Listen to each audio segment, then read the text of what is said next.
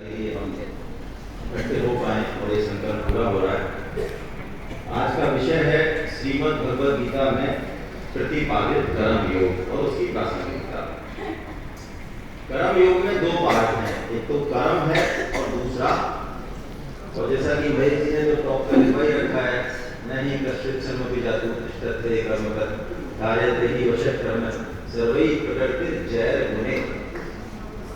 प्रकृति के तीन गुण हम चाहे किसी भी योनि में हो, किसी भी अवस्था में हो, एक क्षण के लिए भी हम कर्म ना करें, ये हमारे लिए संभव। हम सो जाएं, हम कुछ भी ना करें, बिल्कुल निश्चल बैठ जाएं, यहाँ तक कि हम समाधि में भी चले जाएं, हम कोई कर्म ना करें, ये ना करना भी एक कर्म है। तो कर्म तो हमको करना पड़ेगा, लेकिन इस कर्म से यदि हमारा योग हो जाए तो ये कर्म योग हो जाएगा। अच्छा, आपने कभी आम खाए? बढ़िया, जैसे ही आपके चेहरे ऐसे लग रहे हैं एकदम से ऐसे कोई एनर्जी निकल गई, वो जलेबी का नाश्ता दिया बढ़िया, अच्छे से एनर्जी बढ़िया।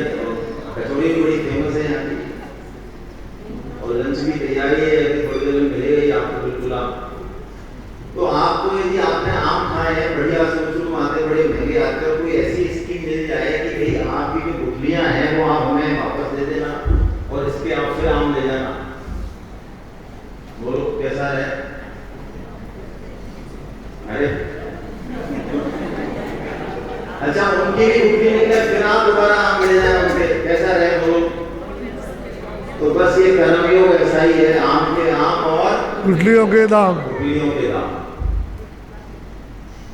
कर्म करे बिना हम रह नहीं सकते। हम परिवार के लिए कर्म करेंगे, समाज के लिए कर्म करेंगे, प्रतिष्ठान के लिए कर्म करेंगे, देश परिवार जिस जो भी हमें असाइन है वो कर्म हम करेंगे, लेकिन वो कर्म जो हमें बंधन में डालते हैं, वो कर्म यदि हम गीता रूपी तड़का लगा दें, उसमें गीता का रसायन लगा दें, तो वो कर्म जो बंधन में डालने वाले हैं वो भगवान से योग कराने वाले हो जाए। ये कर्म योग है, ये गीता।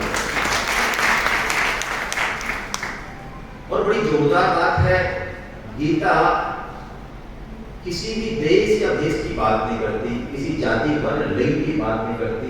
गीता की कोई पात्रता, कोई आवश्यकता नहीं है। गीता कहीं जंगल में जाने की बात नहीं करती। हम जहां हैं और जैसे हैं, अभी हम जो कर रहे हैं वहीं से हम उस चरम लक्ष्य को टारगेट कर सकते हैं, हिट कर सकते हैं। ये कर्म योग है। 24 घंटे हम भजन कर सकते हैं। साधक 24 घंटे साधन करता है। ये नहीं कि बस 2 बाई 2 में भगवान को बैठा दिया और अगरबत्ती जला दी और 5-7 मिनट करके भी चले, अब हम काम करने हो गई भक्ति ना। मैं परम श्रद्धेय स्वामी रामसुंदर जी महाराज को याद करता हूँ।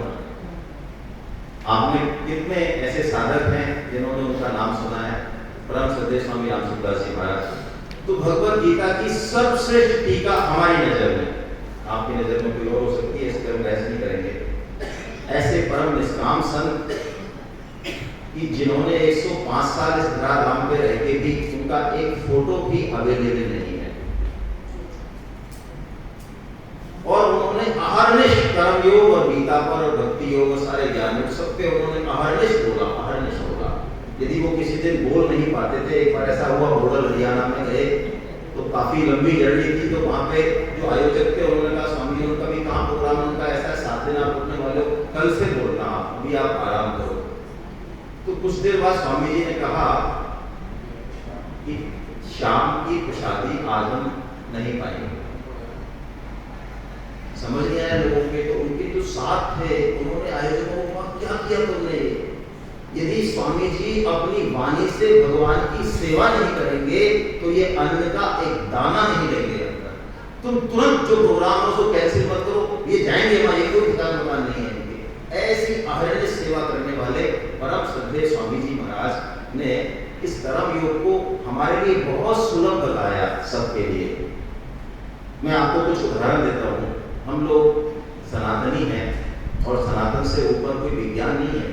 ये अलग बात है कि हम उसको पढ़ते नहीं हैं और विदेशी कल्चर से प्रभावित हो जाते हैं। हम गाय को रोटी डालते हैं, कुत्ते को रोटी डालते हैं, तो क्या माता बहनें बैठी हैं, क्या पुण्य होता है? पुण्य मानते हो ना आप? अरे हाँ तो बोलो भाई, ऐसे ऐसे मत बैठो, ऐसे बोला नहीं जाता। पुण्य होता है ना, तो हमारे घर में जो भगवान के जन बैठे हैं, हमारे पुत्र हैं, भाई हैं, देवर हैं, जेठ हैं, पति हैं, ससुर हैं, जो भी हैं, तो क्या उनको रोटी देने से पुण्य नहीं होगा? तो क्या मानते हो क्या?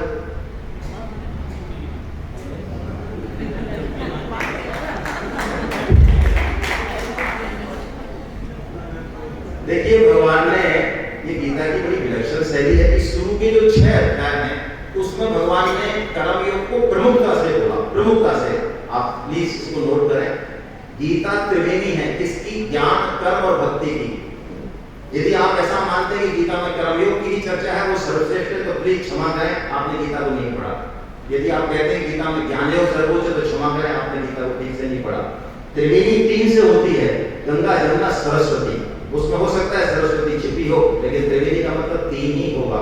ये हो सकता है कि हमारे अंदर संस्कार इस तरह के हो कि हम कर्म मार्ग से जाएं, हमारे अंदर संस्कार इस तरह से हो कि हम ज्ञान से जाएं, हमारे अंदर संस्कार इस तरह से हो जैसा कि माता बहनों में होता है, उनमें श्रद्धा ज्यादा होती है, उनमें प्रेम ज्यादा होता है, उनमें करुणा ज्यादा होती है, तो उनको भक्ति मार्ग सूट करता है। लेकिन ज्ञान, कर्म, भक्ति, ये तीनों रहेंगे, ये एक प्रमुखता से हो सकता है, बाकी 2 हमेशा रहने ही वाले। कोई भी पक्षी यदि उड़ान भरे आसमान में, तो उसको एक पंख चाहिए कि 2 चाहिए? हेलो, 2 चाहिए। तो वो ज्ञान और कर्म है, तो उड़ान हो जाएगी 2 पंखों से? नहीं, आप लोग रेस्पॉन्ड नहीं कर रहे हो। ऐसा क्या है यहाँ? गलत नहीं बोल सकते आप, बोलें जरा। 2 पंख यदि हो तो उड़ान हो जाएगी क्या? नहीं होगी। हो जाएगी। आप तो साइंटिस्ट हैं, प्रोफेसर हैं, सारे वैक्यूम में उड़ाएं तो उसको हो जाएगी? नहीं होगी। तो ये खुला आसमान, ये प्रकृति, ये हवा, ये भक्ति है। भगवान की कृपा के बिना ज्ञान और कर्म निरर्थक है। वो भक्ति चाहे दिखे चाहे दिखे, वो पीछे से रहती है। तो गीता की ऐसी विलक्षण शैली है कि शुरू के 6 अध्यायों में भगवान ने कर्म योग को बहुत विशिष्टता से कहा, उसमें कर्म प्रधान है, और बीच का जो 7 से 12 अध्याय है वो भक्ति प्रधान है, वो हृदय है एकदम। जैसे हम शरीर से तुलना करें तो ये कर्मयोग, ये हृदय भक्ति योग, और ये ज्ञान योग 13 से 18 में। लेकिन हर अध्याय में, हर शतक में सारे 2 अध्याय भी हैं। तो भगवान क्या करते हैं कि बहुत विस्तार से समझाते हैं गीता में तीनों योगों को, फिर कभी कभी एकदम से एक श्लोक में निचोड़ देते हैं, फिर बिल्कुल 2 श्लोकों में निचोड़ देते हैं। मैं कुछ उदाहरण दूंगा, जैसे कि हम किसी पे बिल्कुल टू दी पॉइंट रहें। भगवान 18.45 और 46 बोलते हैं लास्ट में, कर्मयोग को 2 श्लोकों में कह रहे हैं मात्र। और कैसी बढ़िया बात है, उसको हम समझें। स्वे स्वे कर्मण्ये अभिरति संसिद्धे लभते नरा। यदि हमें अपने अपने कर्म में अभिरति है, रति मतलब प्रेम, विश्वास, श्रद्धा। ऐसा हो सकता है आपके घर में कोई रोल मॉडल हो, माता हो, पिता हो, दादा हो, दादी हो सकता है।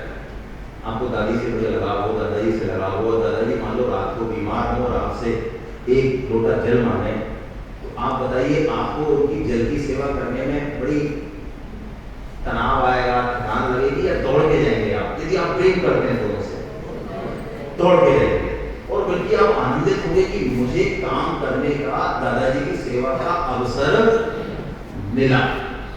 तो यदि हमें जो कर्म असाइन है, अभी कर्म कैसे असाइन होता है?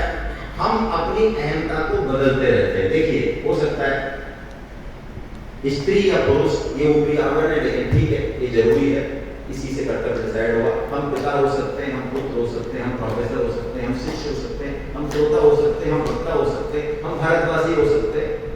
हम जब जो जैसे हैं वही डिसाइड करेगा कि अभी हमारा कर्तव्य क्रम कौन सा है। जैसा कि आदरणीय श्री कृष्ण शास्त्री साहब ने कहा, गीता की शुरुआत धर्म क्षेत्रे कुरुक्षेत्रे। ये धर्म जो है ना, बहुत बड़ी बड़ी परिभाषाएं, लेकिन अभी हम बिल्कुल डाउन टू अर्थ बात करें। धर्म का मतलब गीता में सिर्फ एक, कर्तव्य कर्म से। यानी मेरा कर्तव्य कर्म क्या है, किसमें? इस कुरुक्षेत्र में। ये जो जीवन है, ये कुरुक्षेत्र से कम नहीं है। हम लोग जो नौकरी पेशा है सुबह से जगते हैं, कम से कम माता बहनें तो इतनी जल्दी जग के और टिफिन तैयार करना, बच्चों को तैयार करना, पता नहीं किस किस की मल्टीटास्किंग होती है वो, तो ये कुरुक्षेत्र से कम नहीं है जीवन, बाकी लोगों के लिए भी बहुत है। तो इस कुरुक्षेत्र में हमारा कर्म क्या है ये गीता हमें सिखाएगी। इसके अलावा गीता का प्रतिपाद्य विषय कुछ नहीं है। धर्म क्षेत्र में, कुरुक्षेत्र में मेरा राइट कर्तव्य कर्म क्या है जिससे मैं बिना देश भेष बदले मेरे चरम लक्ष्य को प्राप्त कर सकूं, ये कर्मयोग का प्रतिपाद्य विषय है, ये लक्ष्य है। कर्मयोग हम क्यों करें, क्या जरूरत है, पहले हम थोड़ा सा एक कैनवास देखें। भगवान ने 3.10 से और 12 में इस प्रकृति के बारे में बताया कि ये सृष्टि बनी कैसे। एक बड़ी जोरदार बात भगवान ने बताई वहां पे, सहयज्ञा प्रजा सृष्टवा भुवा वाचो प्रजापति। एक बहुत मौलिक चीज है इसलिए कि हम सब अभी उसका पालन नहीं कर रहे, बड़े प्रताड़ित हैं इस कारण, बड़ी अशांति है हमारे जीवन में। क्या मौलिक बात बताइए, ये सृष्टि कर्तव्य और अधिकार इनके साचार्य का नाम है। सहयज्ञ, यज्ञ भी कैसा, आपस में परस्पर, यानी मेरा जो कर्तव्य है वो आपका अधिकार। मान लो मुझे झाड़ू लगाने की सेवा मिली है तो झाड़ू से लगाना, इससे गोष्ठी हो सके ठीक से, मैं चेयर वेयर जमा सकूं, ये सारे काम मेरी जिम्मेदारी दी है गुप्ता जी ने। अब मैं इसको करूंगा तो ये आपका अधिकार हुआ ना कि इससे आप ठीक से बैठ के सुन पाए। यदि मैं अपना कर्तव्य पालन नहीं करूंगा तो बताइए आपके अधिकार की पूर्ति हो जाएगी। हम लोगों ने क्या किया, हम लोगों ने अपने कर्तव्य के बारे में सोचना बंद कर दिया और किसके बारे में सोचना चालू कर दिया, अधिकार के बारे में। लेकिन मेरा जो अधिकार है वो तो आपका कर्तव्य है। माँ का जो दूध है, अमृत है, वो बच्चे का अधिकार है। ऐसे इस पूरी सृष्टि में हमारे अधिकार और कर्तव्य एक दूसरे से जुड़े हुए हैं। भगवान एक बड़ी जोरदार बात कहते हैं कि हम सिर्फ अपना कर्तव्य पालन करें, सिर्फ अपना कर्तव्य पालन, तो हमारा अधिकार स्वतः आएगा। और आप ये पक्की बात मान लो, इसमें ज्यादा दिमाग लगाने की बात नहीं है। हम फल पे ज्यादा चिंता करते हैं, लेकिन आप एक बात आज धारण कर लें, यदि हम पूरी तरह से निष्काम हो जाएं भगवान की वाणी को विश्वास करके, तो फल हमारे पीछे पीछे पीछे पीछे पीछे जिमि सरता सागर महु जाहि, यद्यपि ताहि कामना नाहि, तिमि सुख संपत्ति बिनहि बुलाए, धर्मशील वही जाए सुभाए। सागर को इच्छा नहीं है कि नदियां आए, लेकिन नदियां दौड़ दौड़ के जाती हैं। जिस दिन हम निष्काम हो गए और अपना कर्तव्य पालन पूरा किया, परिवार में हो, देश में हो, समाज में हो, आप पक्की बात मानिए, अधिकार आपको मिले ना ये असंभव है। आपको विश्वास नहीं हो तो एक छोटा सा उदाहरण देता हूं। अब की बात नहीं है, 50 साल पहले की बात है, जब हमारे जैसे मूर्ख हुआ करते थे, जो घर में खाने पीने की चीजें आती थी, मिठाई होती थी, तो आती तो थी, ये तो पता रहता था, पर जाती खाती ये पता नहीं रहता। आजकल समय बदल गया, स्मार्ट माँ बाप हो गए, स्मार्ट बच्चे हो गए। आजकल मिठाइयाँ और चीजें बच्चों के पीछे पीछे घूमती हैं, माएँ घूमती हैं, लेकिन बच्चों को खाने की परवाह नहीं। चलिए, उस जमाने की बात है। तो मान लो एक बच्चा जो है माँ के काम से बाहर गया और उसको ज्यादा लेना देना है नहीं, है ना, माँ का क्या आज्ञा है इसको ज्यादा ध्यान देता है। पीछे से मिठाई है, 4 बच्चे, 3 जो है वहीं बैठे हुए हैं और उनको अपना अपना हिस्सा मिल गया, लेकिन वो अभी भी जो है बट्टे लगाए हुए हैं कि कुछ ना कुछ, है ना, कुछ और कमाड़ लें दूसरे का हिस्सा। और वो माँ का काम करने गया चौथा। तो मैं आपसे पूछता हूँ, जो चौथा जिसको मिठाई की कल्पना तक नहीं है, क्या उसको उसका हिस्सा मिलेगा? मिलेगा।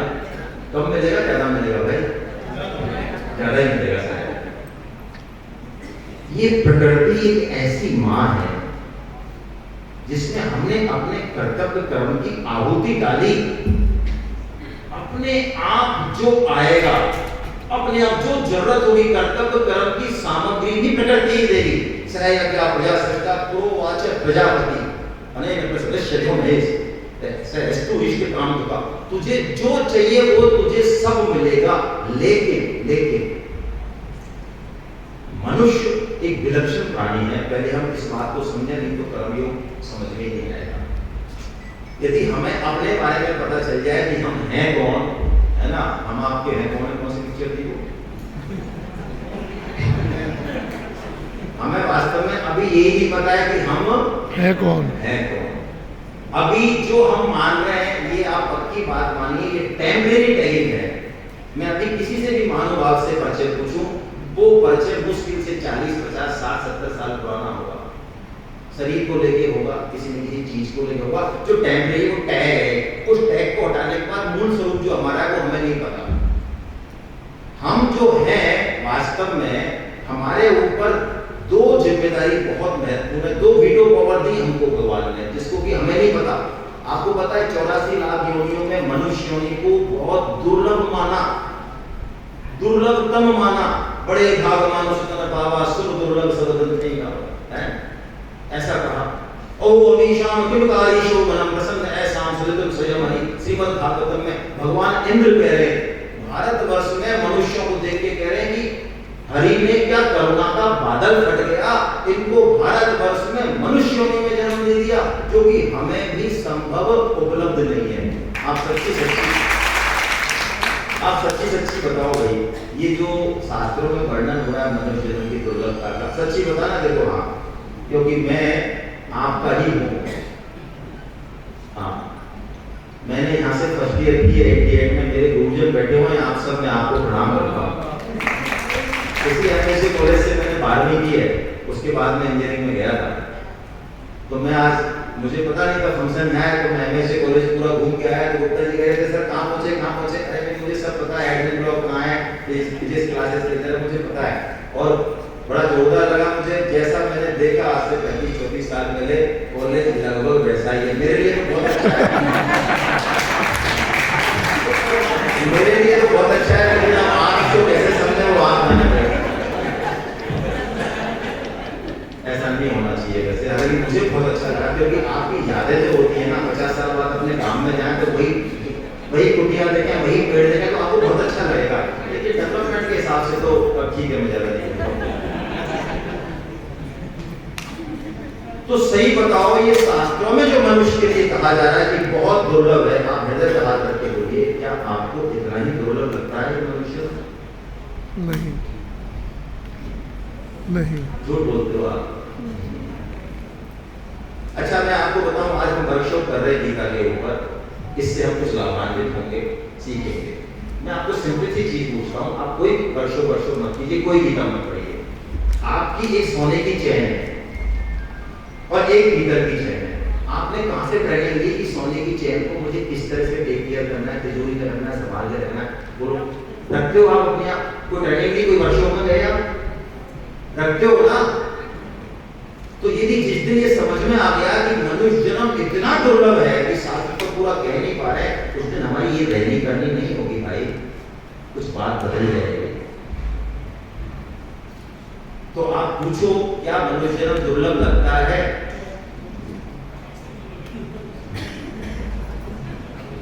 अच्छा चलो, क्यों लगता है? क्यों है भाई मनुष्य जन्म?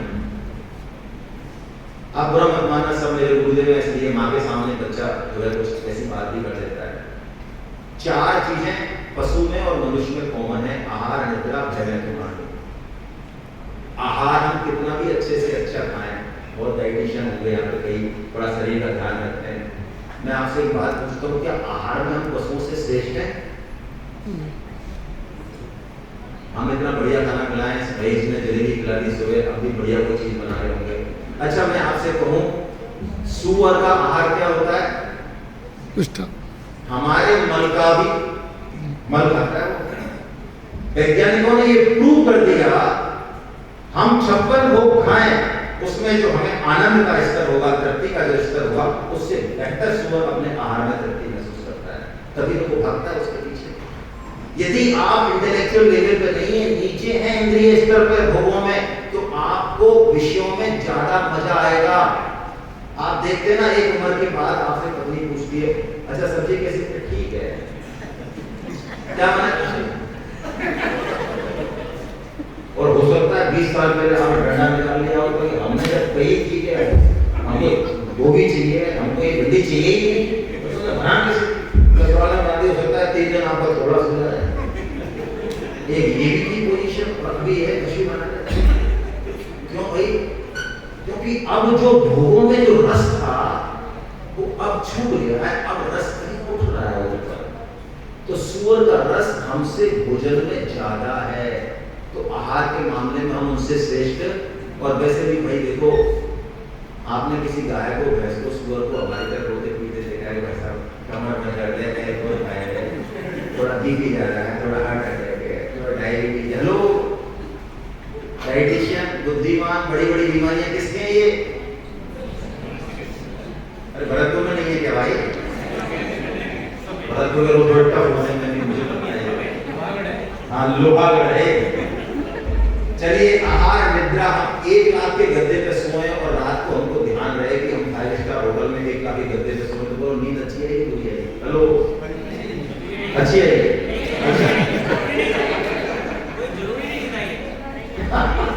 भाई नींद ना देखे टूटी काट और भूख ना देखे बासी बात। जब नींद आती है तो क्या 1 लाख का करता और क्या हमारी खाट? तो आहार निद्रा में भी हम श्रेष्ठ नहीं। आहार निद्रा भय, हम कितने सारे सिक्योरिटी अरेंजमेंट करते हैं। मेरा बेटा ठीक है, नौकरी लग गया, मेरे बुढ़ापा सही बैठे, एक कमानियां बना दूं, 5 लोग वहां ले लूं, सीसीटीवी लगा दूं, फला ठिकाना 50 का, तो वो भी कर रहे हैं, अपने बच्चों का पालन कर ही रहे भाई, बढ़िया कर रहे हैं हमसे। हम तो उनको बल्कि एक्स्ट्रा प्यार देके उनका मर्डर कर रहे हैं साइकोलॉजिकल। हेलो मैं अपने साथ रिपीट कर रहा हूँ, आजकल के स्मार्ट माँ बाप है नहीं स्मार्ट, समझते हैं क्योंकि पैसा खूब आ रहा है, सैलरी बढ़िया है, दोनों कमा रहे हैं, तो बच्चों को एक्स्ट्रा प्रोटेक्शन ब्रांडेड चीज दे रहे हैं, वो ब्रांडेड, और वो समझते कि जो हमारे माँ बाप ने हमको नहीं दिया था वो हम इनको। लेकिन उसके बाद क्या होता है, उनका नपुंसक हो जाते हैं। जिंदगी में जब थप्पड़ पड़ता है ना, और थप्पड़ पड़ेगा रहेगा नहीं, भगवान की कृपा होती है थप्पड़ पड़ना। अरे बिना थप्पड़ पड़े आदमी का उत्कर्ष नहीं होता। धूप घाम पानी पत्थर पांडव आए कुछ और निकल, हर दिन देखें आगे क्या होता है? जो पीसा जाता जब एक चढ़ती रस की धारा, जब फूल पिरोए जाते हैं हम उनको गले लगाते हैं। जिसके जीवन में प्रतिकूल परिस्थिति है वो क्या गीता सुनेगा, क्या जीवन का तर्क समझेगा? तो आहार निद्रा भय और मैथुन, इन 4 चीजों में मैथुन की हम बात ही ना करें, वो भी उनको ज्यादा लिबर्टी है, वहां कोई रिश्ता नहीं होता, और 2 ही रिश्ते हैं बस। और उसके बाद भी बड़े मजे की बात है, इसमें कोई शर्म की बात नहीं है, वो अपने टाइम जो प्रकृति ने निर्धारित किया उसके अलावा वो कभी भी प्रवृत्त नहीं होते, और वो दूसरी स्पीशीज में नहीं जाते। और हमारा मानसिक पतन कितना हो चुका है आपको हमारे से पता होगा। यानी हम आहार निद्रा भय मैथुन में उनसे श्रेष्ठ नहीं है। पशु का मतलब जो पास में है, पशु की जो एक इंस्टिंक्ट बना दी भगवान ने, वो उस हिसाब से काम करता है, उससे डेविएट नहीं होता। आप शेर से ये नहीं कह सकते भाई साहब आपने क्या यार तुम खराब करते हो, उसका कहां वो गाय को मारेगा, भमा सकता है, उसको कोई पाप को नहीं मिलता भाई। हमसे चीटिंग मरेगी तो पाप पुण्य का सिस्टम है, क्योंकि हमें कुछ वीटो पावर्स दी हुई है। क्या उन वीटो पावर को आप समझें, उनको समझे बिना हमको महसूस नहीं होगा कि हमको मिल क्या गया है। मनुष्य जीवन दुर्लभ कितना हमें नहीं महसूस होगा, जैसे कि आजकल के बच्चों को महसूस नहीं होता है कि उनको यदि हम टेबल कुर्सी दे दें, साइकिल दे दें, तो बच्चों में कोई स्पार्क आता है क्या? हेलो आप याद करो कि कई पुराने देख रहे हैं मेरे को 70 साल 60 साल पहले आपके घर में यदि मान लो आपको साइकिल दिला दी होती, बोलो उस दिन दिवाली होती थी कि नहीं होती? अच्छा वो साइकिल सपने में भी आ जाती थी शायद, हाँ अच्छा तुम आज के कह दो बच्चों से कि तेरे को मैंने नई चप्पल दिला दी और टेबल कुर्सी को बेटा थोड़ा टॉप करके दिखा, जो भी पापा है। मैं आपको रियल घटना दिखा रहा हूँ, मेरे साथ का योगेश गुप्ता जो अभी आरएसबी में है, मेरे अंकल डॉक्टर थे, तो किस्मत से जब हम 6वीं क्लास में थे वो मेरे घर आता था पढ़ने, तो एक बार हमारे घर में टेबल कुर्सी आई, तो जिस दिन टेबल कुर्सी आई, पहले हम ऐसे पढ़ते थे खाट पे जमीन पे, जिस दिन टेबल कुर्सी आई हम 3 घंटे की जगह 6 घंटे पढ़े, और उस दिन 6 घंटे पढ़ने के बाद मुकेश ने वो टेबल ठोकी, मुझे आज भी कह रहे हैं ऐसी टेबल यदि मेरे घर आ जाए ना तो मैं स्कूल पर टॉप कर सकता। ये मनुष्य जन्म, इसमें 2 वीटो पावर है हमारे पास, जिनको कि हम यूज नहीं करते प्राय। हम आहार, निद्रा और भय, मैथुन में ही सब कुछ लगा देते हैं। ये कर्मयोग नहीं है भाई। क्या 2 वीटो पावर है? एक तो विवेक है हमारे पास। विवेक मतलब हम अच्छा, बुरा, भला अपने आप को समझ सकते हैं। ये जीवन क्यों मिला, ये सोचने की, समझने की शक्ति है हमारे पास। खुद को देखने की शक्ति है हमारे पास, उनके पास नहीं है। सामान्य विवेक है उनके पास, खाने का, पीने का, दौड़ने का, वो है स्पष्ट विवेक। कभी न कभी आपको ऐसा लगता होगा जीवन में कि अरे ये क्या है, क्यों है, हम कौन है, कहां से आए, क्यों पटका हमको, कौन है ये पति, क्या है ये जगत को, ये संसार बनाया किसने, मैं क्यों आया हूं, मेरा काम क्या है। कभी न कभी तो लगेगा, वो अलग बात है कि हम उस विचार को दबा देते हैं। ये विवेक है जो हमारे अंदर है। दूसरी वीटो पावर है कर्म करने की स्वतंत्रता। हम अपना प्रारब्ध लेके आते हैं, कोई डाउट नहीं है इसमें, लेके आए हैं, सब लेके आए हैं। लेकिन उस प्रारब्ध के बाद भी हम चाहे तो इधर जा सकते हैं और चाहे तो मनुष्य जन्म का जो वास्तविक लक्ष्य है उसको प्राप्त कर सकते हैं, और चाहे तो इतना पतन करा सकते हैं हम मनुष्य जन्म से कि दूसरी योनि में संभव किसी भी योनि का पतन हो नहीं सकता, वो अपग्रेड ही होगी। कोई भी योनि हो 84, मनुष्य योनि के पास एक ऐसी वीटो पावर है कि ये चाहे तो घोर पतन करा ले और चाहे तो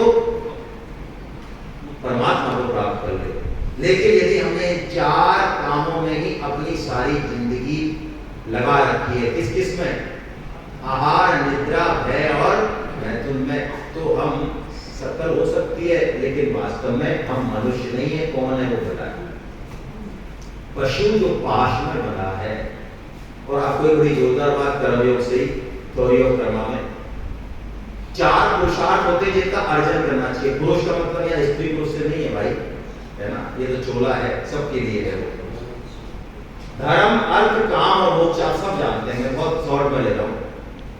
आपको बड़ा आश्चर्य होगा यदि आप गीता को पढ़ें, शास्त्रों को पढ़ें, इसमें से पहले और चौथे को मिला दें, आप उनका जोड़ा बना लें, यानी धर्म का और मोक्ष का, और बीच का भी जोड़ा बना लें, अर्थ और। आपको बड़ा आश्चर्य होगा ये सुन के, आपको शौक भी लग सकता है, आपके जीवन की दिशा भी बदल सकती है यदि आप थोड़े सिंसियर हैं तो। अर्थ और काम में, इन 2 में आपका प्रारब्ध बलवान है, मुख्य है। आपका पुरुषार्थ कौन है? मैं क्या कह रहा हूं, मैं रिपीट कर रहा हूं। आपके पास कितना पैसा आएगा, कितनी इज्जत मिलेगी, क्या सुख सुविधाएं होंगी, अर्थ और काम में आपका प्रारब्ध मुख्य है।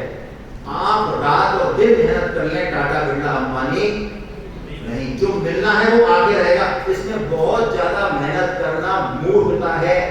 हम गधे की तरह काम करने के लिए नहीं बना मनुष्य जीवन। लेकिन धर्म और मोक्ष, इसमें प्रारब्ध कौन है? आपको महेश गुप्ता जी की वजह से हो सकता है गीता की सेमिनार मिल जाए, लेकिन उसमें आप कितना आगे चलेंगे ये टोटली डिपेंड्स ऑन मी। लेकिन हम करते क्या है, यहाँ तो लगा देते हैं चांद, और जब नंबर आए गीता रामायण पढ़ने का मन, तो क्या करें भाई साहब, मन तो बहुत करता है लेकिन भगवान की मर्जी हमारी मर्जी नहीं है। अब उसकी इच्छा होगी तो बैठा ले जाएगा। इंटेलिजेंट है, बुद्धि महान पतन कराने वाली है। जितनी बुद्धि होगी उतना ही पतन होगा। अच्छा मैं पूछता हूँ, यदि इतना ही भगवान की उस पर भरोसा है तो व्हाट्सएप देखने से पहले ही आप यही कहते हैं भैया देखो अब हमें 6 घंटे हो गए व्हाट्सएप देखने, अब हम कभी देखेंगे भगवान दिखाएंगे हमारे, है ना, भगवान ही दिखाते ना व्हाट्सएप पर, हम नहीं देखते ना। ये बाजीगरी हमें नहीं चलने वाली है। हमारा मनुष्य जन्म धर्म और मोक्ष के लिए मिला। ये उस तरह की धार है भाई, उस तरह की धार 2 काम करती है, तो सेवा करेगी यानी लक्ष्य की पूर्ति कर देगी, यदि नहीं आता, नहीं समझ में आता तो कट लगाएगी, दूसरा चांस नहीं है। इसलिए मनुष्य जन्म धर्म और मोक्ष के लिए मिला। अर्थ और काम में थोड़ा सा कुछ करेंगे आप, मिल जाएगा। हम 5 लाख का प्लॉट देते हैं, 50 लाख का हो जाता है, तो कहते हैं देखा अरे प्रोफेसर है ना, थोड़ा सा एनालिसिस करके हमें दिख गया था हमको। और जब 50 का 5 का होता है तो पड़ोसी को पकड़ लेते हैं, इसने मरवा दिया। हम तो मना कर रहे थे पर इसने ये ले गया था।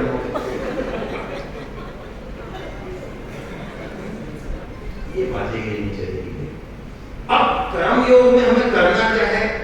हमें सब कुछ दिया भगवान ने, साधन भी देंगे, सामर्थ्य भी देंगे, अवसर भी देंगे, लेकिन देखिए एक बहुत बड़ी बात है, कर्म और योग में गैप रह जाएगा यदि हम कर्म करते हुए, सफल होते हुए, असफल होते हुए आपने कोई दिक्कत मान लिया ना हमने, तो हमारी बहुत पिटाई होने वाली है। बच्चों का लालन पालन हम करते हैं, इट्स ओके। हम प्रोफेसर हैं, हमने बहुत सारे बच्चों को पढ़ाया, इट्स ओके। समाज में लाखों लोगों का हमने जीवन पर, इट्स ओके। लेकिन यदि आपने डायरी में लिख दिया कि ये सब मैंने किया है, तो फिर ये चरम योग है, ये कर्म योग है। भगवान 11वें अध्याय में जब विश्व रूप दिखाते हैं तो अर्जुन को एक श्लोक बोलते हैं। उस श्लोक का एक चरण से मतलब एक जो गीता के श्लोक है उसमें 32 अक्षर होते हैं, 32 में 4 का बांधते हैं तो 8 अक्षर, 8 अक्षर का एक चरण होता है। मैं एक बड़े विनम्र शब्दों में आपसे निवेदन करता हूँ, गीता का एक श्लोक हमारे पूरे जीवन को बदलने के लिए बहुत है, एक श्लोक। और मैं तो इससे भी आगे जाके कहता हूँ, हालांकि मेरा ज्यादा अनुभव नहीं है, मैं 2011 से जुड़ा हूँ सिस्टम से, एक चरण भी यदि हम उतार ले जीवन में, जीवन बदल जाएगा। उससे ज्यादा बचाने की हिम्मत भी नहीं है और जरूरत भी नहीं है। तो वहां एक चरण बोलते हैं भगवान अर्जुन से, पूरा कर्मयोग उतार दिया मानव चरण। ये कृष्ण ही कर सकते हैं भाई, हमारे बस का नहीं। वो कहते हैं निमित्त मात्रम सभ्य साचय। अर्जुन तो युद्ध कर, तू युद्ध नहीं करेगा तो ये महाभारत युद्ध नहीं होगा, तो ऐसा मत समझना भाई, ये तो होगा। और ये तो सब मर चुके हैं, देख मैंने तेरे को दिखा दिए। निमित्त मात्रम भव सभ्य साचय, ये सब साची जो वर्ड आया अर्जुन के लिए गीता में सिर्फ और सिर्फ नहीं आया, कहीं नहीं आया मेरी गीता। सभ्य साची का मतलब क्या है? दोनों हाथों से जो बराबर, जैसे कई लोग मैंने देखा है, हालांकि पढ़ना बहुत कम है, लेकिन दोनों हाथों से लिख सकते हैं। भाई दोनों हाथों से लिखना आसान नहीं है, दिमाग में आप लिख के देखना शायद ही बहुत मुश्किल है ऐसे। तो सभ्य साची का मतलब क्या है कि हम युक्ति पूरा लगाएं, कोशिश पूरी करें, कर्म में भगवान का काम भी करना हो तो पूरी जान लगा दें। लेकिन यदि काम सफल हो जाए, चारों तरफ से मान बढ़ाई मिले, यश मिले, माला कहें, तो क्रेडिट गोज टू निमित्त मात्र। हम तो सिर्फ निमित्त हैं। अरे हम नहीं होते तो ये होते, ये नहीं होते तो वो होते। एक सेठ जी थे, वो पैदल निकला करते, नगर सेठ थे, तो लोगों को प्रणाम करते। वो कहते ठीक है महाराज, कह देंगे, पहुंचा देंगे, ऐसे कहते।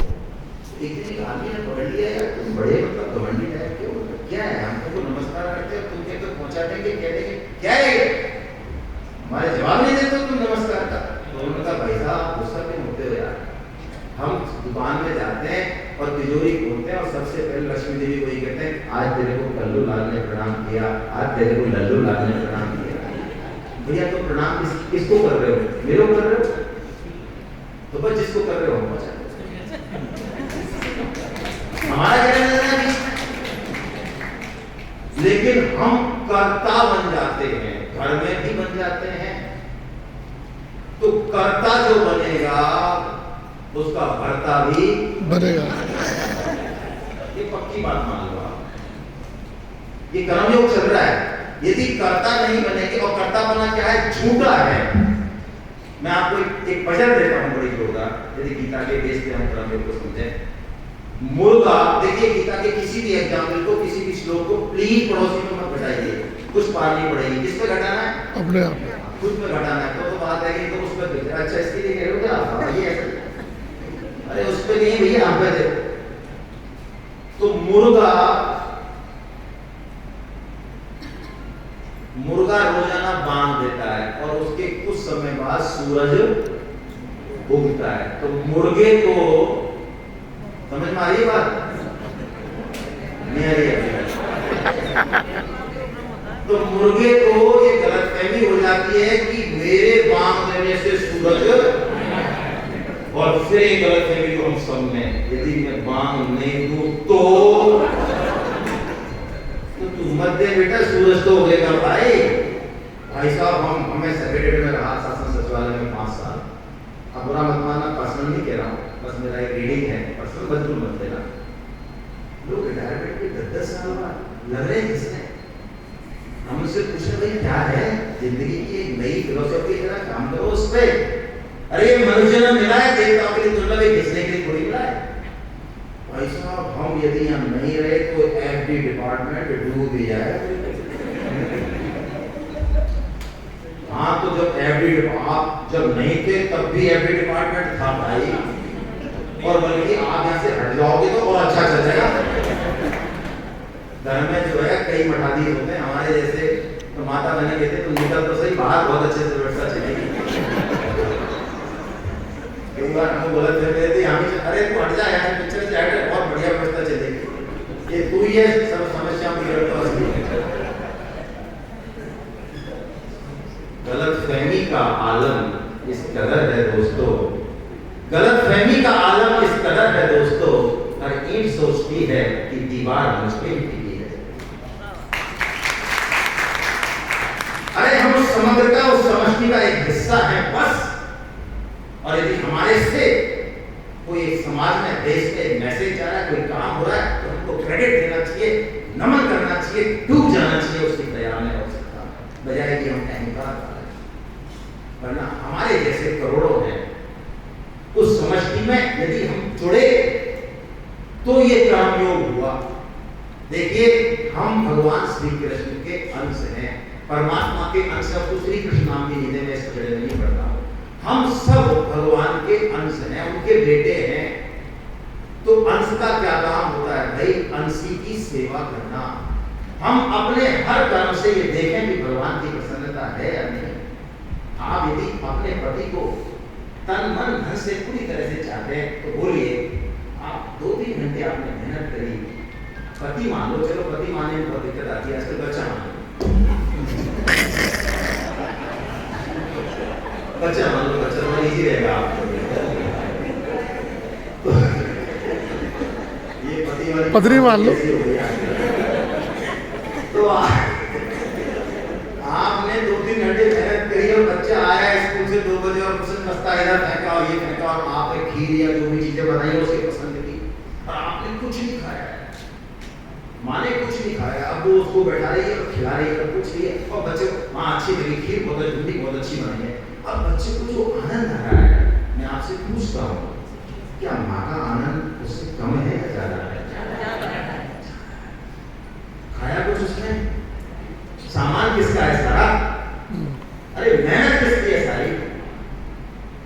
लेकिन जब तक हमारी बुद्धि लेने में लगी रहेगी, खाऊं खाऊं खाऊं, हर रिश्ते में से मुझे क्या मिल जाए, तब तक हम उस बड़े सुख से, उस अनंत सुख से वंचित है भाई। जिस दिन हमें देने का सुख आ गया, ये जीवन एक फूल की तरह खिल जाएगा। ये कर्मयोग है।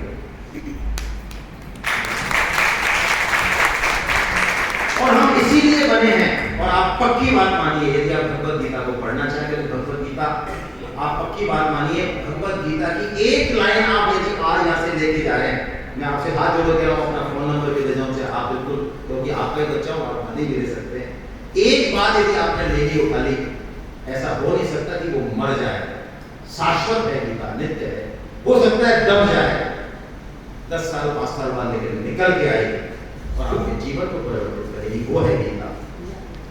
पाठ नैवे है नाम उत्तर विनाशस्तश न विद्यते, नहीं कल्याण तत्कर्षकम दुर्गतिम कार्य गच्छति। भगवान कितनी बड़ी बात बोलते हैं कि अर्जुन जो मेरी तरफ एक बात चलेगा, मेरा काम करेगा, मेरी बात सुनेगा, उसका जीवन में यहाँ ना वहां कभी दुर्गति हो नहीं सकती।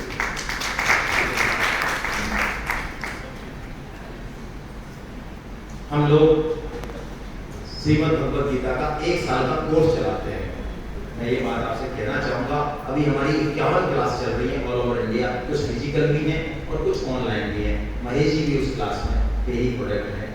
आप सबकी बात मानिए, आप प्रोफेसर हो, बेरोजगार हो, आप IIT की तैयारी कर रहे हो, आप बुजुर्ग हो, आपको सम्मान मिल रहा है, आपको नहीं मिल रहा, आप कितने पीड़ित हो, आप कितने खुशहाल हो, आप पंडित हो, आप बूढ़ हो, आप गोरे हो, काले हो, कुछ भी हो, मैं कहता हूँ भगवत गीता आपके लिए अमृत के समान है। आप जरा शरण में तो आइए, देखिए तो सही। विवेकानंद जी कहते हैं हम इंटेलेक्चुअल्स और विशेषकर इंडियंस, भगवत गीता में क्या लिखा है ये मुझे सुन लो। अच्छा पढ़िए, पढ़ी है भाई साहब, पढ़िए।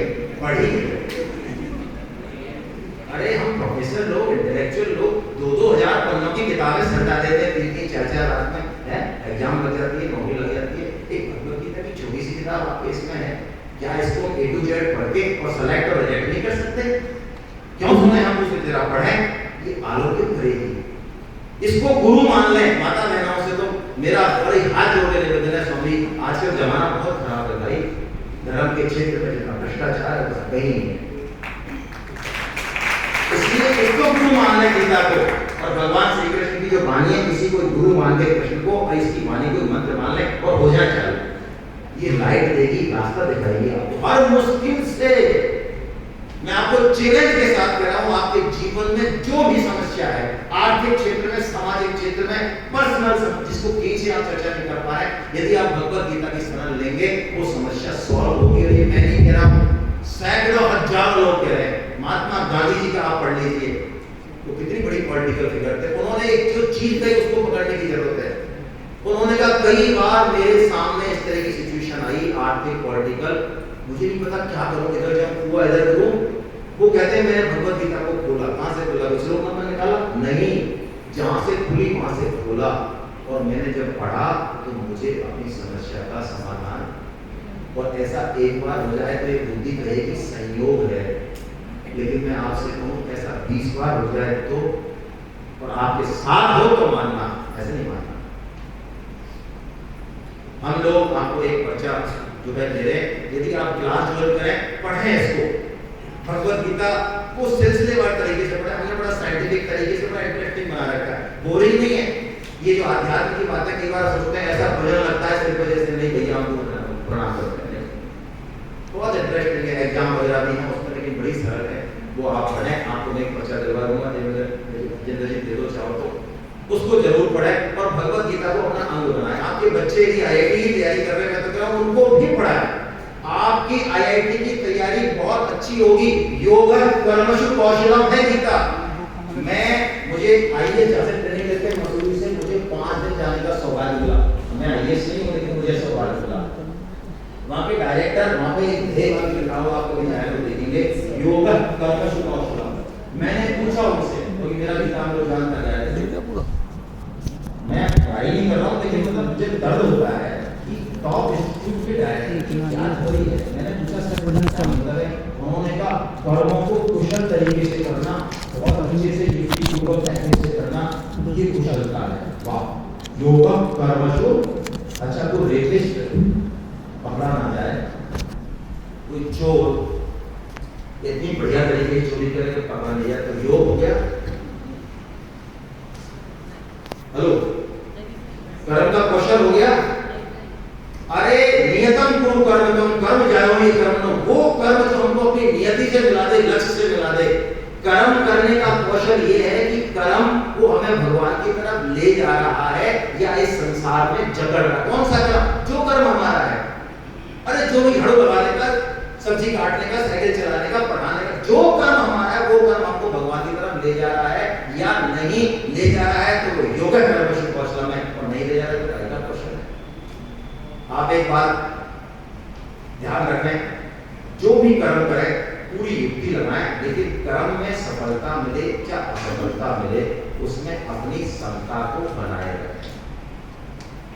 बहुत मान मिल रहा है तब भी उड़े ना, अपमान मिल रहा है तब भी, दोनों ही पोजीशन में आप क्षमता को बनाए रखें, तो हमारा योग होने लग जाएगा धीरे धीरे।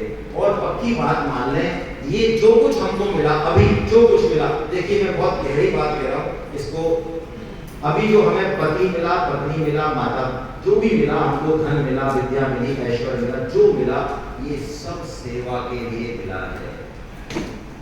हमारा पालन तो होगा, लेकिन हमारे पालन के अलावा बाकी ये सब सेवा के लिए मिला। यदि हमने जो हमें चाहिए उसके अलावा दूसरों की सेवा में लगा दिया तो ये कर्मयोग हो गया, हम ऋण मुक्त हो जाएंगे। अभी जो भी हम लोगों को देख रहे हैं, ये शास्त्र का सिद्धांत है, उनसे कोई ना कोई हमारा पिछला, अभी हम जो आपके दर्शन कर रहे हैं, इसका मतलब कोई ना कोई हमारा पिछला संयोग है। यदि आपका किसी से बिल्कुल भी संयोग नहीं है तो आप जीवन में उसके दर्शन भी नहीं कर सकते। और जिसका सबसे ज्यादा लेना देना बाकी है वो क्या बोलते हैं?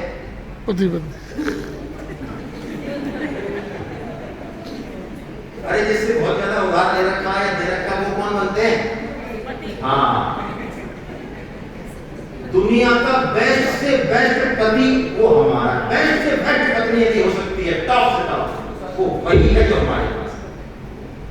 आप पक्की बात मानिए, वहीं से कर्मयोग स्टार्ट होगा, बाहर से नहीं होगा कर्मयोग। बाहर से तो परोपकार करेंगे, लोग मान बढ़ाई करेंगे, घटा बांधे के रहेगा, अरे अरे भाई साहब सब आप ही हो करने, हम कुछ नहीं है, ऐसे ऊपर से चलता रहेगा सब, और अंदर वो अहंकार बैठा रहेगा, सांप वो गड़ता बैठा रहेगा जो गड़ता बनाने वाला।